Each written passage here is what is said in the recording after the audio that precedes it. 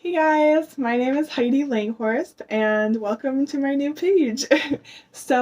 Basically, I am writing a book and it's going to be called Conscious Capacitance, and I'm super pumped. I feel so aligned, and I thought I'm gonna start a YouTube channel to start sharing my work and my thoughts too, and bring you along this book writing journey with me because I am 33 pages in, but I know it's going to be great. I know it's going to be good. So I thought I would just give you a little background, assuming that we don't have any previous history, but if we do know each other, thank you for supporting me and checking this out. I really appreciate it.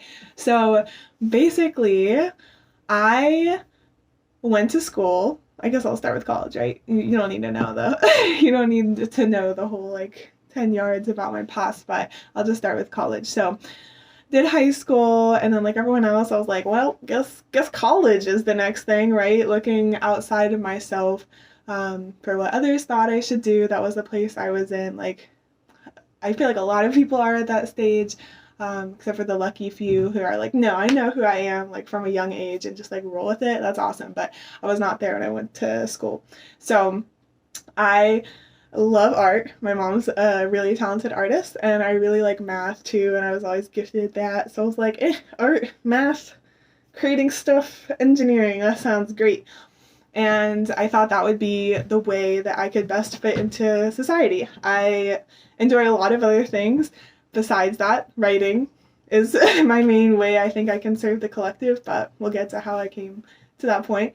But at that point in my life, I was like, okay, I'll just do this engineering thing and I'll see where it takes me. And I remember a couple points along my path, I was like, oh, I don't know if this is quite it. But when I'm committed to something, I like to see it through and I like to do the best I can. So I got my engineering degree and a math minor, graduated summa cum laude, played basketball for 2 years, even though that was kind of torturous, but that's a whole nother story.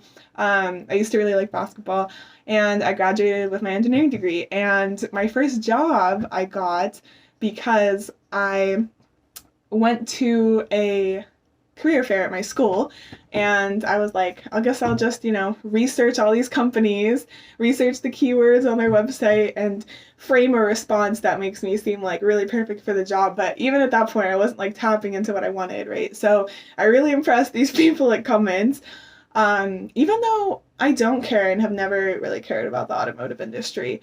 I just wanted to do the best I could, and at that point, I was like, I'm gonna put on this show and do the best I can with these interviews. And I got my first internship with them, and I was like, I'm just gonna take this as a learning experience and like roll with the punches as I go, right? So I took my first internship with them, and then after that I felt so overwhelmed by the pressures of school and just wanting to do like the best in every class that I didn't make much time to explore other options. And even just the thought of like trying to figure out like my perfect role in the engineering world was super overwhelming. So after my second internship, I was like, I'm just gonna take this job at Cummins where they offer you this rotation where you can try out like 4 different roles in the period of 4 years. I'm gonna get as much learning experience as I can and try to figure out like what I really do want to do in the meantime, because all this time I did have this underlying feeling that like this ain't it, like there's got to be something more. So now let's fast forward a little, beginning of 2020. I didn't like working from home at all, but made the best of it. Took another role where I was working in a plant. And then at that time, at the beginning of 2020, this is what I want to say. At the beginning of 2020, I picked up a book by Eckhart Tolle called A New Earth. And it's one of those books where it's like, if you get it, you get it. And it like creates this like undescribable shift in your way of being that just like exponentially increases. And if you don't get it, it's just like you're not there yet, and that's totally okay. But for me, reading A New Earth at the beginning of 2020, I was like, oh shit, like there really is more. Like I had this underlying feeling the whole time. And what shifted for me was when I was in undergrad, I wanted to be the best I could at everything, and I had like a roommate I wasn't getting along with at the time, so I ended up like going to therapy to try to like figure out the most mature way to navigate that, and simultaneously found out that I had off the charts anxiety because I just wanted to be the best at everything. Like I have a good heart, like I had good intentions, but I was under the impression that I had to like prepare for everything,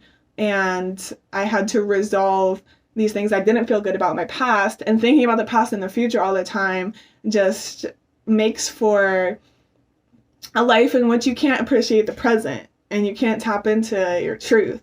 And it wasn't until I read this book, A New Earth by Eckhart Tolle, that I realized the magic of just being in the present. And I know this might sound crazy, but you really don't have to like plan and prepare for anything. Like all you have to do is be present, and your body will let you know, like when you start tapping into feelings or even tapping into your surroundings, you'll know naturally the next step to take. But before, I guess I didn't really like trust myself or like trust that that was possible, but it was like such a huge relief for me, like holy shit, like I don't have to have my whole life figured out, which was like a really crushing thing for someone stuck in this job where I wasn't happy. I was like, I can just be here now and that's okay, and the answer will come to me as I live my way through the answer. And that got me into meditation. And before, when I was like totally caught in the past and future, I didn't have the energy to be in the present moment, to tap into all this information around me, pointing me in the direction that I can best help the collective, which is where I feel like I'm at now. So fast forward again to the beginning of last year when I switched roles again at Cummins, and I went from working in a plant where I was like, okay, this is fine. Like, even though I'm not passionate about the automotive industry, I love talking to other people, and I'm just going with the flow until like the next step comes into play and affirming the things I want. But at the beginning of 2021, I got put in a work from home position again, and I just fucking like tanked. Like, that was no fun at all. I didn't like working from home. I couldn't do it. I couldn't even muster the energy to even pretend like I cared anymore. I couldn't. And I knew at that point that I was going to quit at the during the summer at my 2-year mark. I knew that that was going to be it for me, and I had no plan in place. So I knew that that would be okay too, though. Like, I quit and I didn't have a job lined up, absolutely nothing, but like not once after I did that did I worry about it. I was never regretful. I didn't even really feel rushed to find another job because I knew like maybe engineering isn't even it for me, but I still was trying to like weave together my interest in this like technical stuff with my interest in this esoteric stuff, which I go more deeply into in my book. But basically, after I quit, I had like a little bit of cushioning because I also had this like mentality of lack where I was like, oh, I gotta pay off my debt, and like I wouldn't go out to eat. Like, I was so thrifty, like I wouldn't really buy myself like I saw this shirt at my gym and I was like, oh yeah, I like it. I got it. Like that Ariana Grande song, I want it, I got it. Like I just like, I didn't even look at the price tag, I got it because I'm like, I am abundant. And like, you'll find like for real, if you really like on a soul level feel abundant, then you will be. Like that will be reflected back to you. You have to like cultivate the vibe you want in the future in your now moment, because the universe, like legit, like this intelligent force running the universe will magnetize towards you things based off of the vibe that you're giving out. So it doesn't care about if it's something that you don't want or something you want. If you're like, oh, I really don't want this to happen. Oh, I really don't want this to happen. Oh, I really don't want this to happen. All the universe hears is like this, and it's going to give you that thing that you don't want to happen.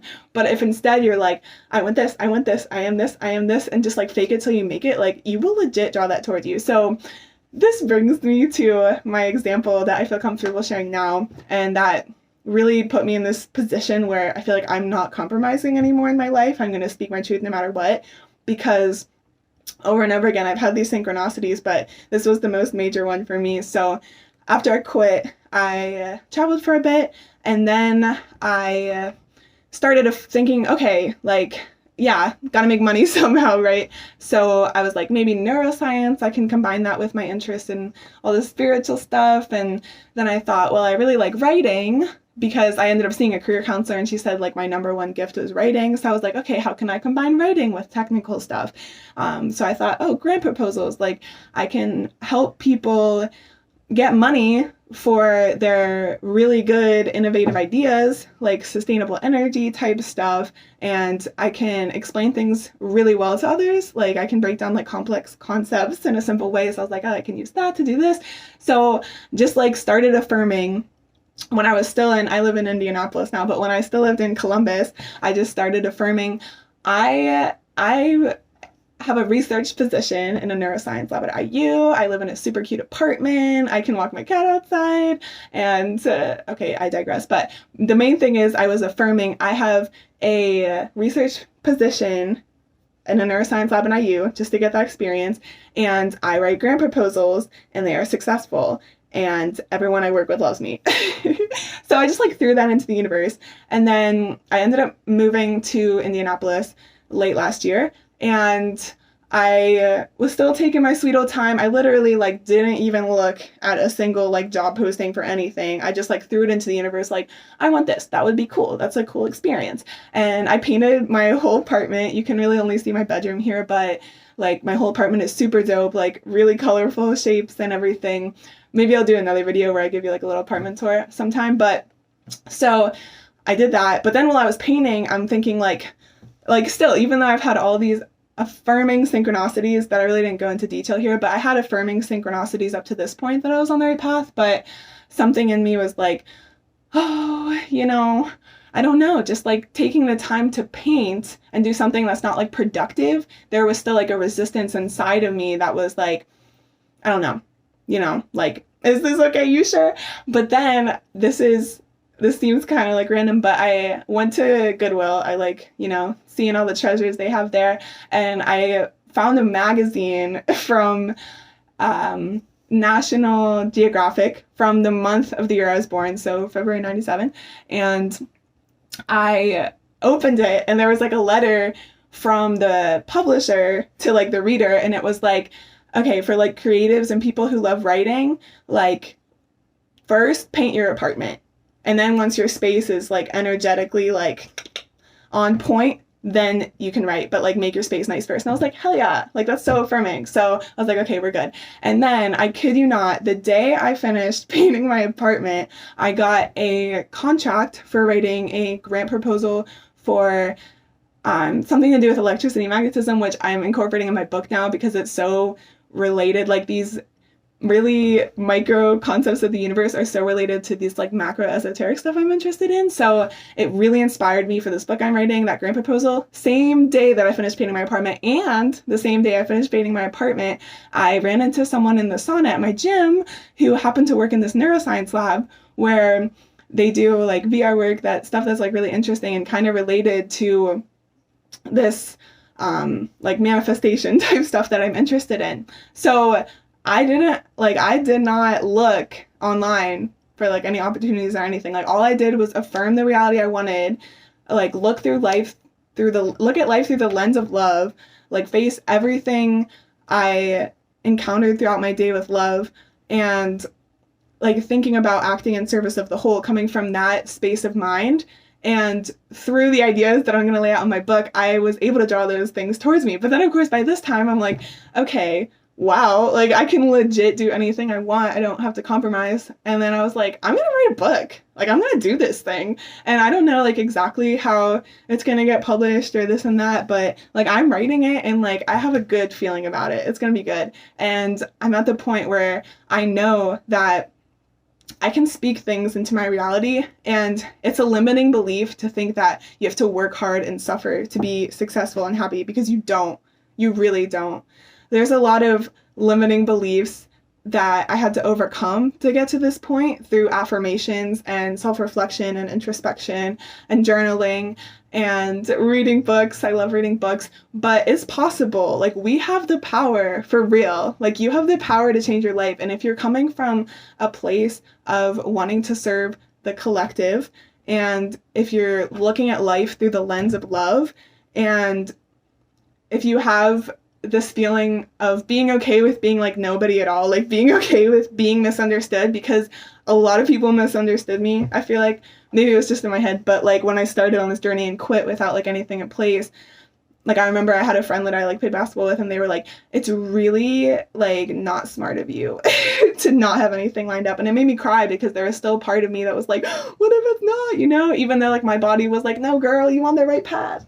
So trust yourself and be okay with being misunderstood. And sometimes it requires like letting go of like so much stuff to make room for more, but sometimes it just requires like an enhanced state of presence and awareness. And the more you can tell yourself like worrying about the future and the past is nothing, like all there ever is this now moment, and the universe will provide me with whatever I need for this now moment, like it legit will. Like you can manifest your dream life for real. I feel like I am. I really do. I'm really excited about this book, and I'm excited to bring you along the journey of me writing it. And thank you so much for watching it all the way through if you got to this point. And I love you guys so much, and I'm sending you so much love. Mwah.